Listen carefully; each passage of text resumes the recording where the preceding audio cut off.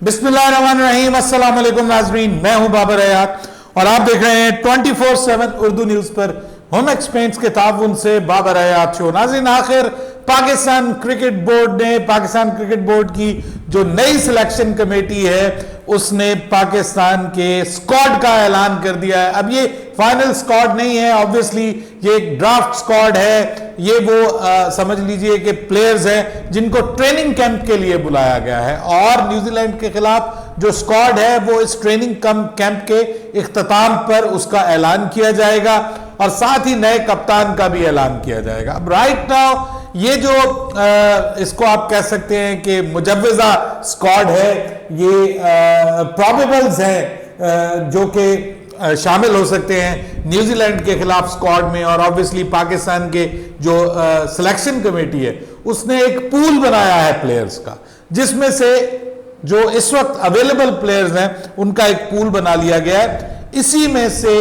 आगे जितनी भी सीरीज होनी है वर्ल्ड कप से पहले उनके लिए और फिर वर्ल्ड कप के लिए एक स्क्वाड का ऐलान किया जाएगा, शॉर्ट लिस्ट किया जाएगा इसी में से।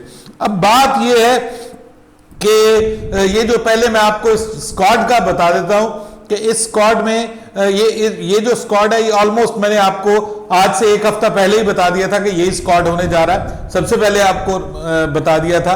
और ऑलमोस्ट मतलब सिवाय एक प्लेयर के बाकी सभी प्लेयर वही हैं कि जो मैंने जिनका ऐलान किया था, आपको पहले बताया था, सारे के सारे वही प्लेयर्स हैं सिवाय दो प्लेयर्स के।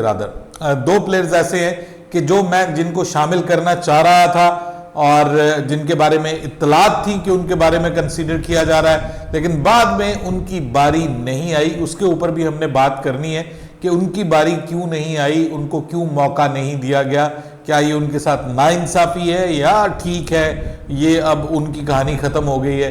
इसके हवाले से भी बात करेंगे और फिर बात करेंगे कि पाकिस्तान का जो ये स्क्वाड है, क्या ये जो पूल है इसमें क्या ऐसी तगड़ी टीम बनाई जा सकती है कि जो न्यूजीलैंड के खिलाफ सीरीज तो एक सानवी हैसियत रखती है, एक सेकेंडरी वैल्यू है इसकी। असल जो सीरीज है पाकिस्तान की वो इंग्लैंड के खिलाफ है और उसके बाद फिर वर्ल्ड कप है। तो क्या वर्ल्ड कप के लिए पाकिस्तान एक वाकई पोटेंशियल स्क्वाड जो है वो इसमें से बना सकता है, आखिरी जो स्क्वाड पाकिस्तान को चाहिए और एक प्लेइंग 11 पाकिस्तान तश्कील दे सकता है, उसके बारे में जानने की ज़रूरत है और इसी हवाले से बात करेंगे। लेकिन उससे पहले आपके सामने मैं अनाउंस कर दूं, बता दूं आपको कि जो प्लेयर्स जो हैं जो अनाउंस किए गए हैं, कैंप में ऑब्वियसली बाबर आजम हैं, मोहम्मद रिजवान है, साइम अयूब हैं, फ़खर जमान को भी एंटर किया गया। बहुत सारे लोग कह रहे थे कि फ़खर जमान नहीं आएगा, मैंने आपको उस वक्त ही बताया था कि फ़खर जमान को ज़रूर एंटर किया जाएगा क्योंकि बड़ा प्लेयर है।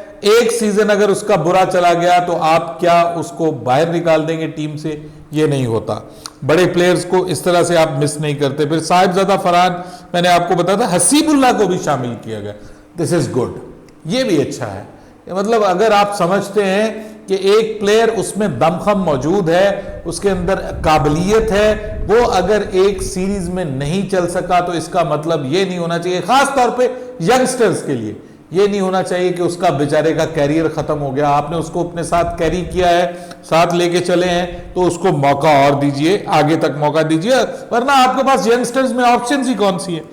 हसीबुल्लाह सऊद शकील को बुलाया गया है, ये भी बहुत अच्छी चीज है। सऊद शकील ने पाकिस्तान सुपर लीग में आउट ऑफ द बॉक्स जाके परफॉर्म किया है और उसने बताया कि उसके पास T20 खेलने की सलाहियत भी मौजूद है। इसके अलावा जो अच्छी खबर है वो उस्मान खान के हवाले से कि उस्मान खान भी आ गए हैं और उसका भी वो तो हाईली डिजर्विंग था और तो वो तो प्लेइंग 11 में जगह बनती है डायरेक्ट उसकी अगेंस्ट न्यूजीलैंड। और मोहम्मद हारिस, जी हाँ, इतने अरसे से साथ रखा हुआ, इस बेचारे को मौका ही नहीं दिया गया। प्रॉपर मौका मिलना चाहिए जिस प्लेयर को भी हो, कभी एक मैच खिला लिया, कभी दूसरा मैच खिला लिया। अरे भाई, जिस प्लेयर के अंदर आपके काबिलियत है उसको प्रॉपर मौका दीजिए। अब नई मैनेजमेंट आ रही है तो देखते हैं क्या होता है, नया कप्तान किस तरह से करता है। ये तो 2-3 मैचों में मौका देते हैं, उसके बाद झाड़ू फेर देते हैं। बहरहाल मोहम्मद हारिस हैं, सलमान अली आगा मैंने आपको बताया था, आजम खान का भी आपको बताया था कि इनको भी मौका मिल रहा है। उसके बाद अगर हम बात करें तो सलमान अली आगा हैं, आजम खान है, इफ्तिखार अहमद हैं और इरफान खान नियाजी, ये परफॉर्मर है, पाकिस्तान सुपर लीग के इस सीजन का बेस्ट फील्डर का अवार्ड मिला, बहुत शानदार फील्डर है ये नौजवान जो है, ऊंचा लंबा है, बॉलिंग कर सकता है, फील्डिंग तो आउट क्लास है, गन फील्डर वसीम अकरम ने कहा इनको, और उसके बाद फिर बैटिंग भी अच्छी करता है, नंबर 6 पे नंबर 5 पे ये फिनिशर का रोल प्ले कर सकता है, इसको साथ रखना जरूरी है, अगर मौका दिया जाए तो ये आगे जाके पाकिस्तान को लंबा सर्व कर सकता है। शादाब खान की वापसी हुई है, इमाद वसीम की वापसी हुई है, उसामा मीर जरूर होना था, मोहम्मद नवाज का आना, मेरे ख्याल में बड़े अरसे से मोहम्मद नवाज को लगातार मौके दिए जा रहे हैं, इस कैंप की हद तक तो चले बुला लिया है, ठीक है, वरना यहां भी किसी और हकदार को मौका दिया जा सकता था। आपके यंगस्टर्स में इरफात मिनहास है जिसको मौका दिया जा सकता था, फिर आपके पास और भी कोई ऑप्शन थी जिनमें मौका आप दे सकते थे, लेकिन नहीं दिया गया मोहम्मद नवाज को। एक बार फिर मेहरान मुमताज, बहुत अच्छी इंक्लूजन है, मौका मिलना चाहिए। अबरार अहमद अच्छा PSL खेला है, ये भी आना चाहिए। उसके बाद शाहीन शाह अफरीदी है, ऑब्वियसली ये तो टीम का हिस्सा होंगे। नसीम शाह की वापसी हो रही है, मोहम्मद अब्बास आफरीदी जो है ये भी ठीक है, ये होना चाहिए इनको।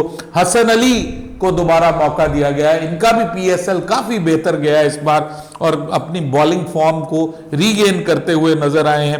मोहम्मद अली को भी मौका दिया गया है, ये भी पाकिस्तान सुपर लीग के परफॉर्मर हैं, उस परफॉर्मेंस के बेस पे इनको मौका दिया गया। जमान खान PSL को बहुत अच्छी नहीं गई, बहुत बुरी भी नहीं गई, दरमियानी रही। मोहम्मद वसीम जूनियर ठीक है, आमिर जमाल ये भी होने थे। हारिस रऊफ को भी शामिल किया गया।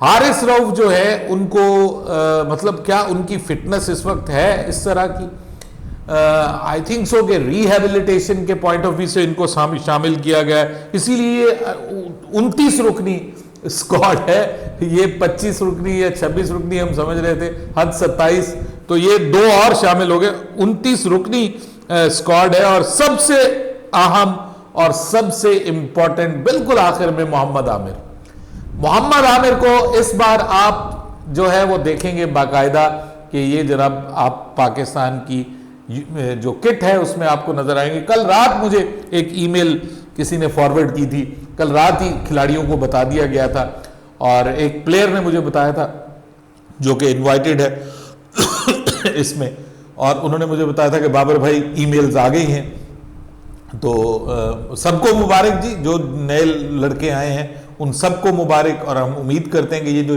यंग टैलेंट है ये पाकिस्तान को आगे फ्यूचर में सर्व करेगा। ये बहुत अच्छा कदम है यंगस्टर्स को मौका देना।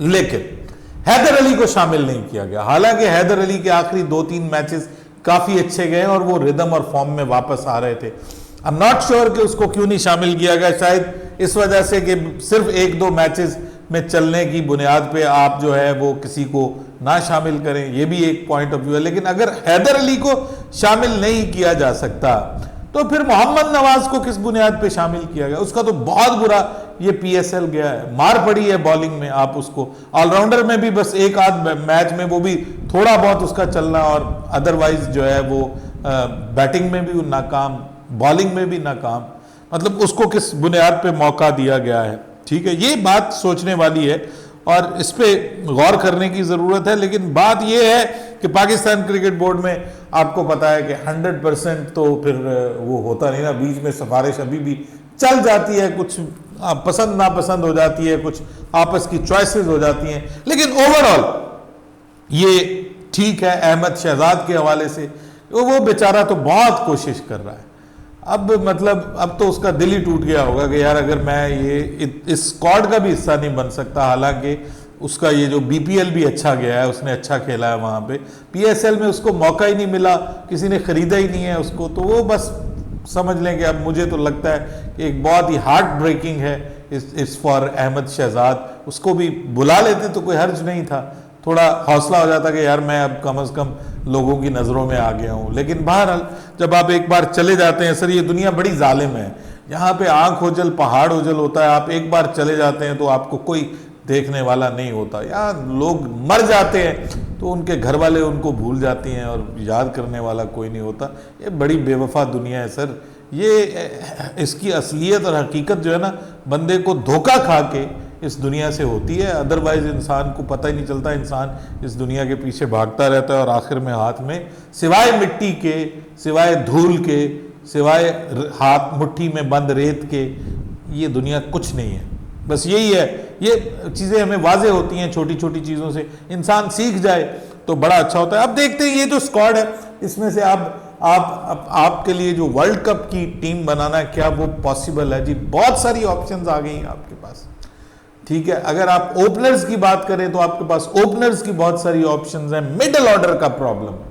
अब मिडिल ऑर्डर में अगर हैदर अली होता ना तो चांस था, लेकिन अब मुझे ये कंफर्म हो रहा है कि शायद जो आजम खान है ना, क्योंकि वो एक परफॉर्मर रहा है, अच्छा wicket keeper of the tournament करार पाया है, तो विकेट कीपिंग भी की है उसने, प्लस वो एक आपको एज देता है आखिर में आके फिनिशिंग का। तो चौथे, पांचवें, छठे नंबर के लिए जो हमारे साथ मामला चल रहा है ना, पांचवें और छठे नंबर के लिए, तो इफ्तिखार के साथ इसको इस्तेमाल करने की जरूरत है।